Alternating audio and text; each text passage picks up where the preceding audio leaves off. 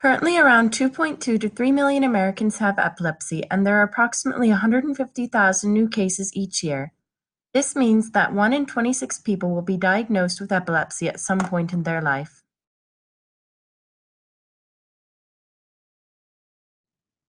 Seizure disorders can affect anyone, regardless of their age, race, or socioeconomic status. However, boys are more likely to develop childhood seizure disorders than girls, and the highest incidence of epilepsy occur in children under the age of 10 and adults over the age of 60.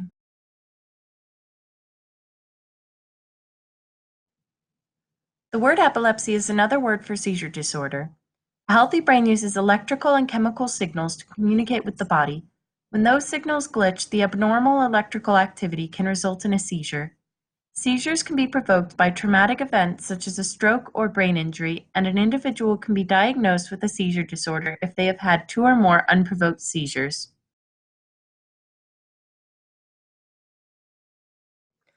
There are many types of seizures, so the symptoms experienced vary greatly in type and severity. It can be barely noticeable, completely disabling, or somewhere in between. Some symptoms may include mental confusion, blank staring or dazed behavior, loss of awareness, speech impairment, changes in muscle tone, convulsions, unsteadiness, muscle twitches or jerking movements, and/or unusual clumsiness.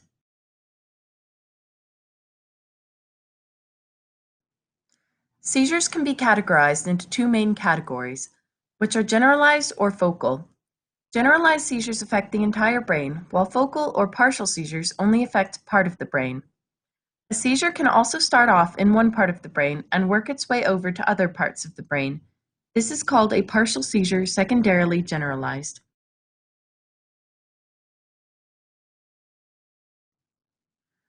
As mentioned in the previous slide, seizures are either focalized or generalized, meaning they start in one area of the brain or throughout the brain. If it is unclear which type it is, a classification of unknown may be given. The most common types of unknown onset seizures are epileptic spasm, tonic-clonic, and behavior arrest, which could be focal impaired awareness or absence seizure. Focal or partial seizures can be classified as either simple or complex. During simple partial seizures, the individual retains awareness. They are aware of what's happening but have no control over it. This type of seizure doesn't result in memory loss. The symptoms also tend to be fewer and are often misdiagnosed or ignored altogether. Sensory seizures, which affect the senses, such as weird tastes or flashing lights, motor seizures, which involve jerking or twitching movements, autonomic seizures, which involve symptoms such as heat, nausea, and flushing, and psychic seizures, which involve abnormal thoughts or perceptions, can all present as simple partial seizures. Complex partial seizures may present differently depending on where they occur in the brain, but awareness is always impaired. The individual may or may not lose consciousness, or they may even be asleep when it occurs. Sensory, motor, autonomic, and psychic seizures can present as complex partial seizures as well. During this type of seizure, the individual won't respond to external stimuli and are likely to perform involuntary actions that serve no purpose, such as walking in circles, lip smacking, or hand rubbing. Such activities are called automatisms. Afterwards, the individual will have no memory of the event and may even forget what happened immediately before or after the seizure. They are likely to be frightened or confused afterwards. Partial seizures can evolve into bilateral convulsions, and when this occurs, it's called a partial seizure secondarily generalized. Generalized seizures have a variety of classifications as well. Atonic and tonic seizures are also called drop attack seizures because they result in the individual suddenly collapsing, either from losing muscle control, which is called an atonal seizure, or from the muscle stiffening, which is called a tonic seizure. When the person falls, they can be injured from the force of the fall. Head injuries are of particular worry. Because of this, doctors will often recommend children with these disorders wear helmets when playing. Clonic seizures are sustained rhythmic jerking movements. They can be distinguished from myoclonic seizures in that they are more regular and sustained. The areas typically affected are the neck, face, and arms.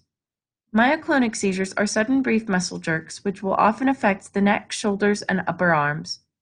During a myoclonic seizure, the individual is usually awake and able to think clearly. These seizures usually only occur for a second or two, but typically occur in clusters and commonly in the morning. Tonic-clonic seizures are the most common and are also known as convulsions. During a tonic-clonic seizure, the individual may cry out, then they will become stiff, fall to the ground, and begin moving in jerking motions. This typically affects the arms and legs, which will move either up and down or side to side. Their face may appear blue if they are having troubles breathing, and they may lose control of their bladder or bowel. Afterwards, they may be sleepy, confused, or irritable. Absence seizures can easily be confused for inattention or daydreaming. The individual is actually unconscious and can't be woken. They may be staring blankly, blinking rapidly, or smacking their lips. Afterwards, they won't remember what happened. Most seizures only last for a few seconds or minutes. If they last longer or occur repeatedly, the individual may be at risk for status epilepticus, which is a state of continuous seizure and can be life-threatening.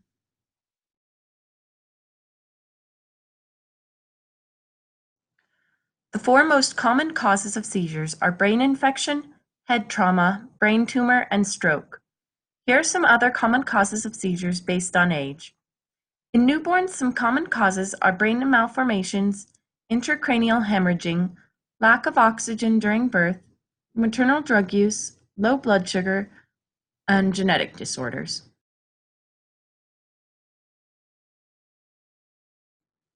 Some common causes of seizures in infants and children are infections such as meningitis or encephalitis, brain tumor, or fever.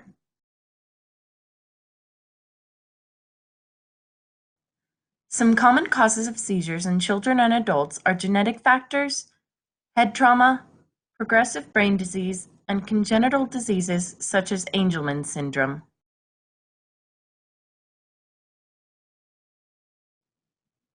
Some common causes of seizures in seniors are trauma, stroke, and Alzheimer's disease.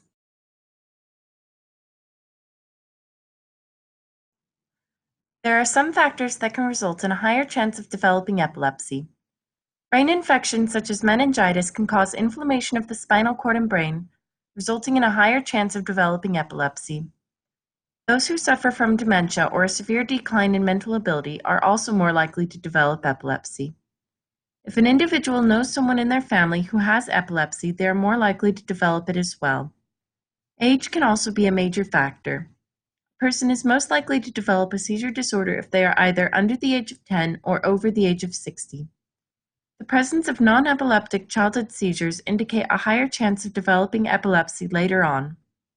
Head injuries and vascular diseases can both cause brain damage, which may trigger seizures and eventually result in epilepsy developing.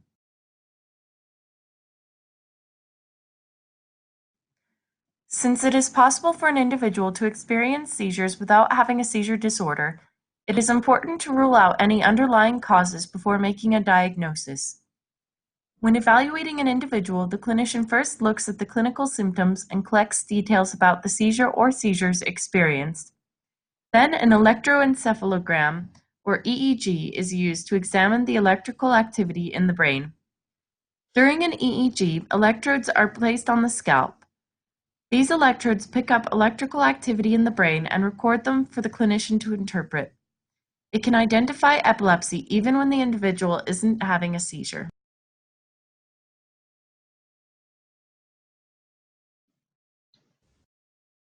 When we as SLPs begin to look at intervention, one of the most important factors is finding out what the family is using to mitigate the seizures.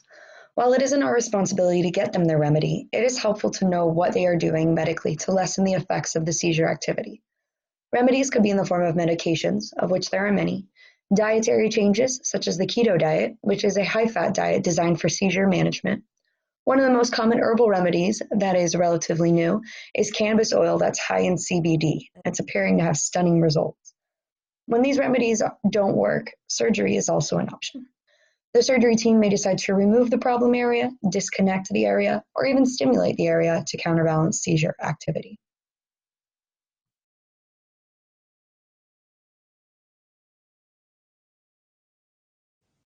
In my research, I found that there is a large spectrum of disorders that cause seizures.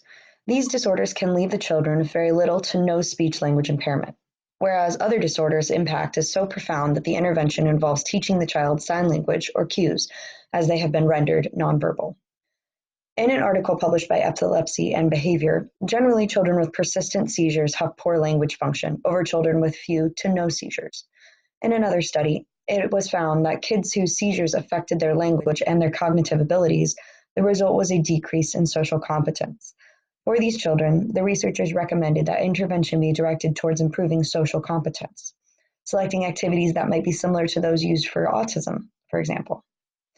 Keep in mind, not all children who have seizures experience language disorders and IQ loss. This is a common misperception about seizures and their effect on our brain. In seizure research, there is a significant amount of attention placed upon nocturnal epileptiform activity, or NEA. NEA describes seizures that occur during sleep. For some of these individuals, the seizures might also happen during the day, but predominantly those seizures occur at night. Why is this an issue? Because during sleep, the information received during the day is processed and stored in the form of an optimal neuronal network. An optimal neuronal network results in a greater global efficiency of the brain and optimal function of intelligence. For children with NEA, the epileptiform EEG discharges disturb the development of optimal neuronal networks during the night. Basically, the time that their brain has to process all the new information from their day, it's hijacked and sent on a wild neuron firing spree.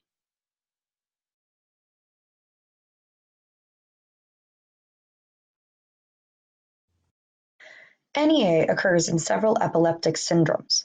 One review of research in Epilepsy and Behavior placed many seizure disorders that have NEA on a spectrum from disorders that have better speech and language outcomes to disorders that have worse language outcomes. The spectrum starts with children with specific language impairment. A child with a specific language impairment is defined as a child whose language development is substantially below age level for no apparent cause. Several authors have reported a higher incidence of nocturnal epileptiform EEG discharges in children with SLI, although it hasn't been determined if there's a direct connection or if it's just an epiphenomenon. Intervention for these children would be specific to their language impairment. SLI and Rolandic epilepsy are sometimes considered to be on their own mini spectrum. In the research review of children with Rolandic epilepsy, it was found that they predominantly struggle with phonological processing and literacy tasks, such as spelling, reading aloud, reading comprehension, etc. Considering the connections we have learned between phonological processing disorders and later literacy disorders, the connection is not improbable. There are very few studies that have assessed language or other neurocognitive functions in patients with nocturnal frontal lobe epilepsy. But the research has found extremely low scores on basic reading, spelling, and verbal memory tests. Most of the children had impairments of executive function, and 95% had impaired verbal fluency. Some of the researchers found that these individuals demonstrated significant intellectual disability, while other researchers found that the IQ remained stable, but verbal IQ decreased. Electrical status epilepticus of sleep, or ESES, is epilepsy with continuous spike wave during sleep. It results in various types of seizures, partial or generalized, during sleep, and atypical absences during wakefulness. The predominant clinical features are neuropsychological impairment, which can be global or selective, decline of cognition, and motor impairment, such as ataxia, dyspraxia, or dystonia. Some studies have found that temporal orientation and verbal and nonverbal reasoning were most affected. The language of the children was normal in structure, but not in content, perhaps suggesting an aphasia. Another study, they found that verbal fluency, sentence comprehension, and reading and writing were all impaired. Regarding Landau-Kleffner syndrome, the predominant language and speech disorder associated with it is severe language impairment, marked by significant language regression. Aphasia is the most common term tied to LKS, but mutism often is the final stage for a child with Landau-Kleffner syndrome.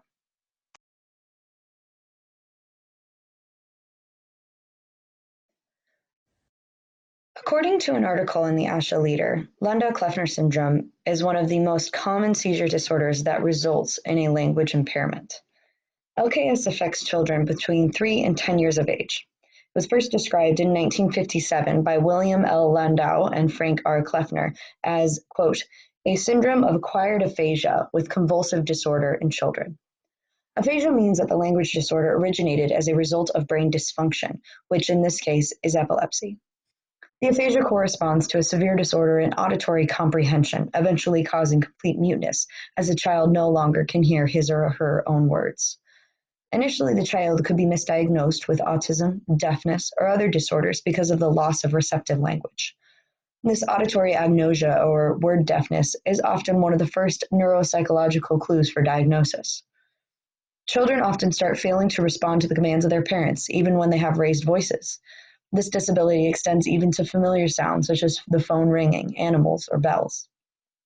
Word deafness can eventually lead to telegraphic speech, fluid jargon, and finally to mutism, where the child is restricted to a sign system with gestures. LKS is a disorder of higher level auditory processing. The younger the child affected, the more devastating the outcome. This is because they begin to regress linguistically during the optimal time for language learning. The duration of LKS also plays a crucial role in the language outcome. One study found that full language recovery is possible for children who have suffered from LKS for less than 3 years. What can we do? These are the children who were, quote, normal. They have achieved their milestones and are on their way to becoming little people. Then it all changes. They become unresponsive to speech and begin to lose their own speech. Parents are in a panic. Their child has just acquired a central auditory processing disorder as a result of seizures in their temporal and/or parietal regions of the left hemisphere of their young brains. It is clear from research that speech and language input during the early stages or following medical intervention should be intensive, adaptable, and have high priority so that the child's potential for progress can be maximized. This disorder predominantly affects the linguistic skills of the child, so the involvement of an SLP throughout the journey is critical. Dichotic listening sessions are considered to be one of the most effective treatments for the auditory retraining that must occur.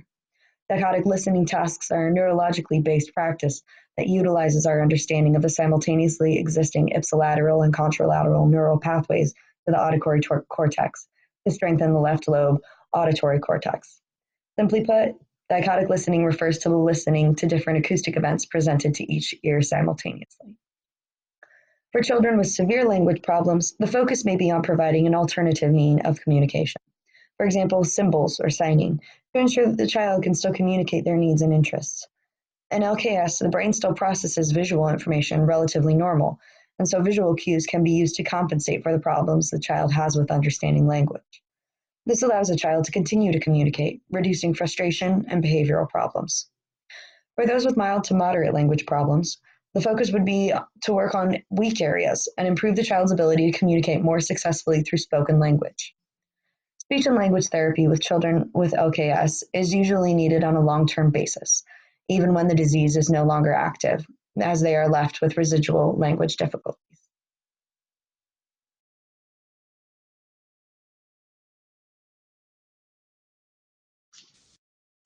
As I mentioned in the previous slide, one of the interventions that can be provided to children with LKS is dichotic listening.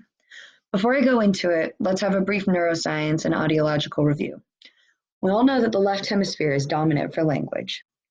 In normal listening conditions, auditory information is conducted to the auditory cortex by both ipsilateral and contralateral auditory pathways. However, during controlled dichotic listening, the ipsilateral pathway may be suppressed by the dominant contralateral pathway. Auditory cortical projections are complex because of the two pathways from each ear.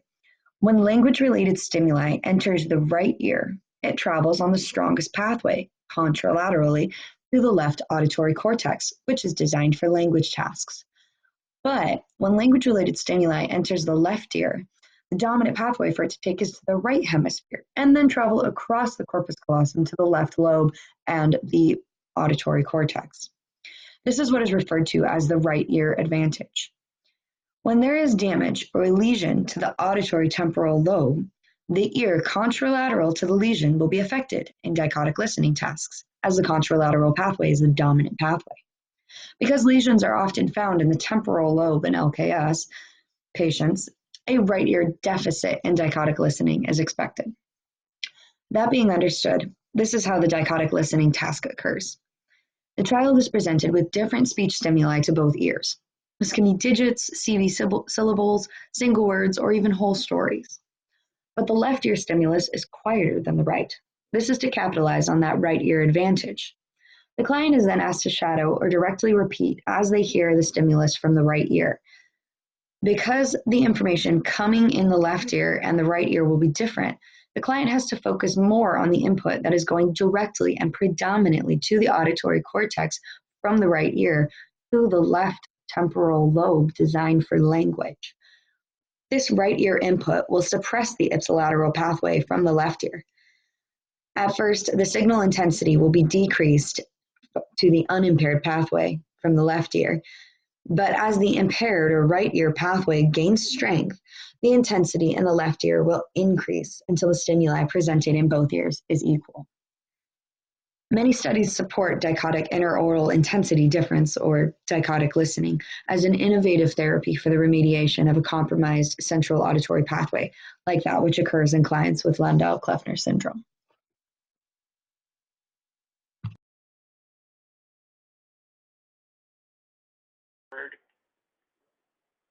For our assessment, we chose to look at the Real 3 Receptive Expressive Language test.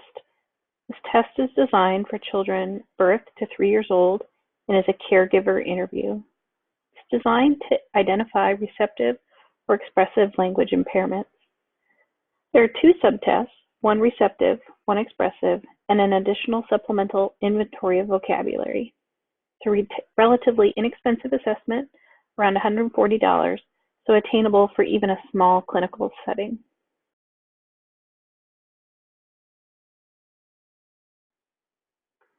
The video in this link gives a good example of a clinician giving the Real 3 assessment.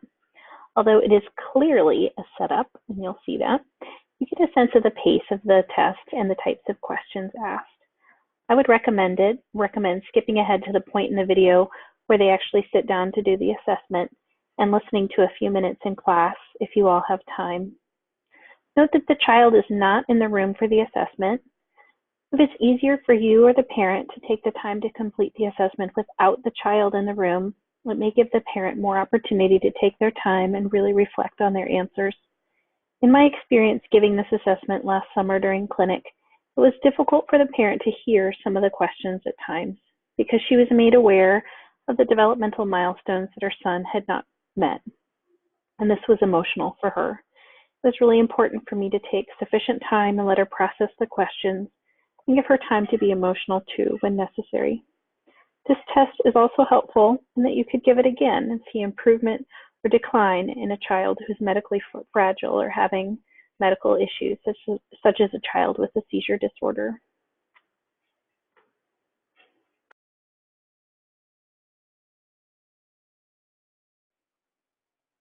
In summary, I just wanted to give you all a few thoughts about the positives and negatives, in my opinion, of this assessment. The first benefit of the test that I see is that it is a parent report, so you may get more accurate information from the parent about what the child is able to do in their most comfortable environment when they're not being observed. And you're able to use it on a medically fragile patient to understand their prior functioning if they have just had a recent medical event, like a major seizure. It's normed, and it has been proven to be highly reliable and valid. It's been around since the early 2000s, so it's had many years of clinical use. You can use the assessment for obtaining a present level. You could use it as for clinical diagnosis or for setting intervention goals throughout therapy. The drawbacks from this test are that it can be lengthy at times, particularly if there's a child in the room and they need attention. It can feel redundant at times, and the parent can feel like they're answering the same question in different ways. And like I said on the previous slide, it could be emotional or disheartening for a parent whose child is severely delayed. I have the normed data on both the benefits and the drawbacks because while it has been around since the early 2000s, the data was normed to the US Census with their cultural and ethnic data from that time around the country.